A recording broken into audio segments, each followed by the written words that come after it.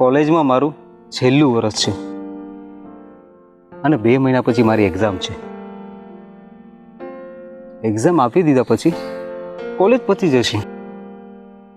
હું આ શહેર છોડીને મારા વતને જતો રહીશ અને શિવાની સાથ છોડીને જતી રહેશે.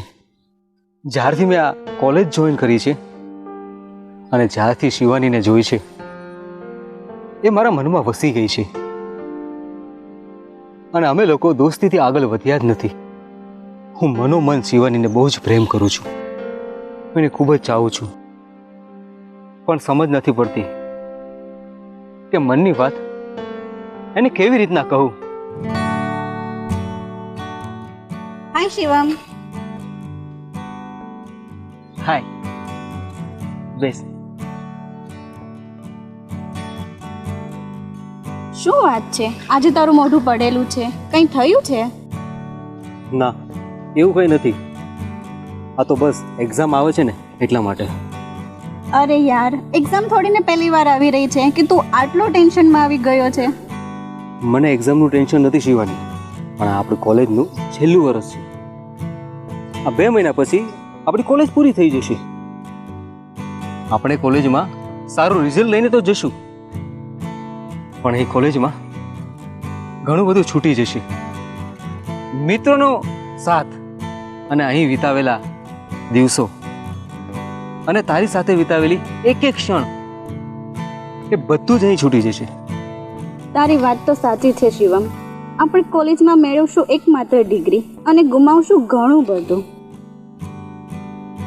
હાય શિવમ. હાય શિવાની. હાય, તું આવી ગઈ.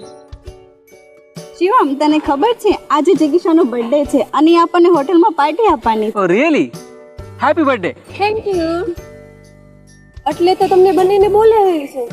ચાલો જલ્દી બહાર, બધી વર્ચીને ઊભા છે. ચાલ શિવમ.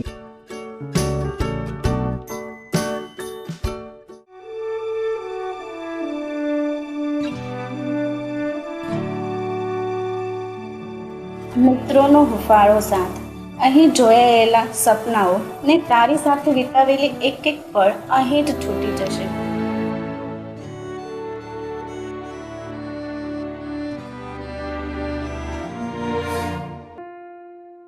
શિવાની, ક્યાં ખોવાઈ ગઈ છો? ક્યાંય નહીં યાર, બેસ ને. શિવાની, શું વાત છે? તું કેમ આટલી બધી ઉદાસ થઈને બેઠી છો? મને તો કે જિગીશા, મારા મનમાં પીડા થાય છે કે 2 મહિના પછી આપણી એક્ઝામ છે અને આપણે બધા અલગ થઈ જશું. પંખીની જેમ આપણે બધા વિખરાઈ જશું. પછી કોને ખબર કોણ ક્યાં જશે? શિવાની, તને શિવમથી અલગ થવાનું દુઃખ છે? ના, એવું કંઈ નથી યાર. આપણે બધા સારા મિત્રો અલગ થઈ જશું. તું ભલે મને ન કે, પણ મને બધી ખબર છે. તું ને શિવમ એક સારા ફ્રેન્ડ છો. તમે બંને ભલે એકબીજાને પ્રેમ નથી કરતા, પણ તમે બંને એકબીજાથી ખૂબ જ નજીક છો. શિવાની, તું પ્રોપોઝ કેમ નથી કરતી? જીગી, હું પ્રપોઝ કરીને શું કરું? મારે લગ્ન નથી કરવા. પણ તારે લગ્ન કેમ નથી કરવા? તને પ્રોબ્લેમ શું છે?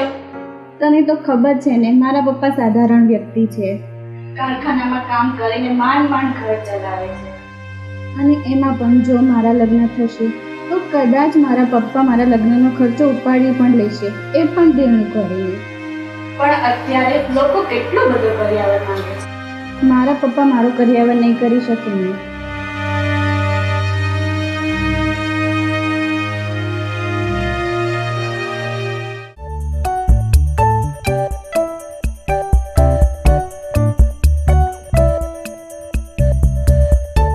હાય આંટી, શિવમ ઘરે નથી કે શું?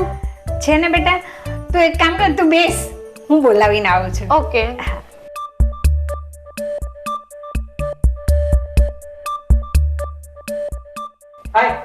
હાય.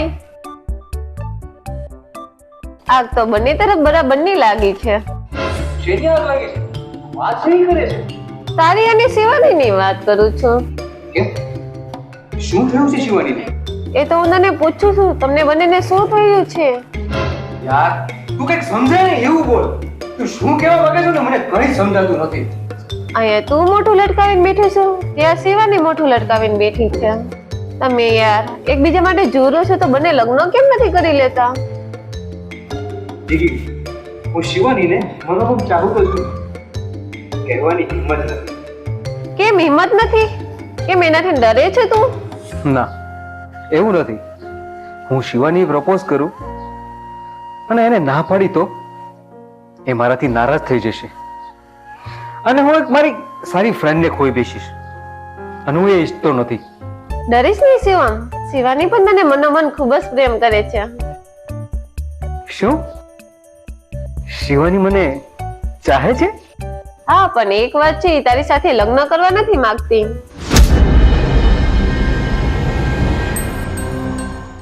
કેમ મારી જોડે લગ્ન નથી કરવા માંગતી? શું પ્રોબ્લેમ છે એને મારી જોડે? તારી જોડે એને પ્રોબ્લેમ નથી, પણ એને આ સમાજના રિવાજો જોડે છે. શિવાની એ વાતથી ડરે છે કે લગ્ન થશે તો લગ્નનો ખૂબ જ ખર્ચો થશે, કરિયાવર પણ સમય પ્રમાણે આપવો પડશે તેના પપ્પાને. અરે શિવમ, તને તો ખબર છે શિવાનીના પપ્પાની એટલી હેસિયત નથી સમય પ્રમાણે તને એટલો કરિયાવર આપી શકે.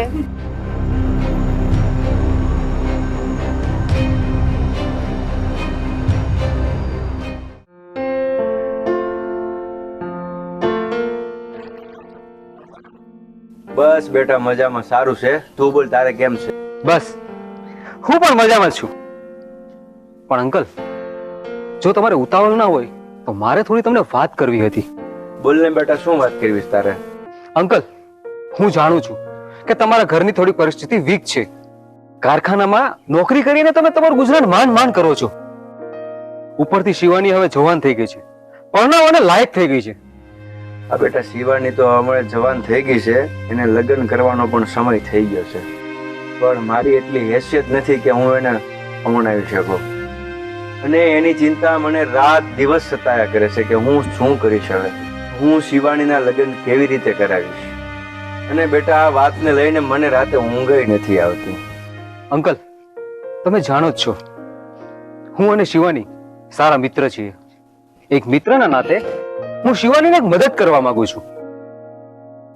અંકલ, તમે શિવાનીના લગ્ન ગોઠવો અને એમાં જે પણ કરિયાવરનો ખર્ચો થાય એ બધો જ ખર્ચો હું આપી દઈશ. ના બેટા, મારે તારી પાસેથી રૂપિયા નથી લેવા. હું કદાચ શિવાનીનો કરિયાવર નહીં કરી શકું તો હું એને ગરીબ ઘરમાં પરણાવી આપીશ. અરે અંકલ, આવી ભણેલી ગણેલી છોકરીને તમે ગરીબ ઘરમાં મજૂરી કરવા પરણાવી દીશો? પણ બેટા હું તાત્કાલિક આ નિર્ણય નહીં લઈ શકું. મને થોડો વિચારવાનો સમય આપો. ભલે, તમે 2 દિવસ વિચારી જોજો, પછી તમે મને કહેજો. ઠીક છે બેટા, હું તને 2 દિવસ પછી મળીશ, બરોબર?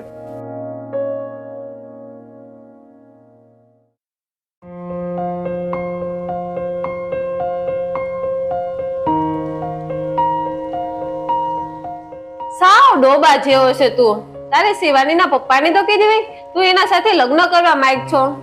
અરે યાર, હું એ કહેવા માટે ત્યાં ગયો હતો, પણ મારા મોઢામાંથી એ શબ્દો જ નથી ગયા.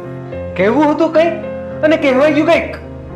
હા, હવે ભોગો રે લટકતો. શિવાનીની સગાઈ બીજા કોક છોકરા જોડે થઈ ગઈ. શું? શિવાનીની સગાઈ કોઈ બીજા છોકરા સાથે થઈ ગઈ? હા, કાલે એની સગાઈ છે. હમણાં તને ઇન્વિટેશન આપવા આવશે. હા, હવે તું એનો ભાઈ બનીને જતર હોમવા જશે. ડોબા જેવો.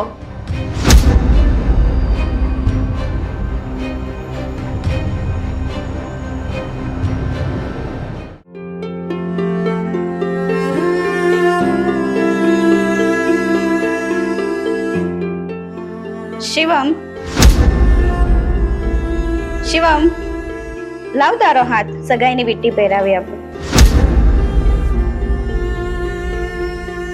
મારો કરિયાવર કરવા તું રેડી હતો, પણ મારી સાથે લગ્ન કરવા રેડી નતો. તું મને આટલો બધો પ્રેમ કરે છે, મને એકવાર કીધું પણ નહીં. હું એટલી મૂર્ખ નથી યાર કે મારી આટલી પરવા કરવા વાળો, મારું એટલું ધ્યાન રાખવા વાળો, જે મારો બેસ્ટ ફ્રેન્ડ છે, કે એને છોડીને હું કોઈ બીજા જોડે મેરેજ કરું.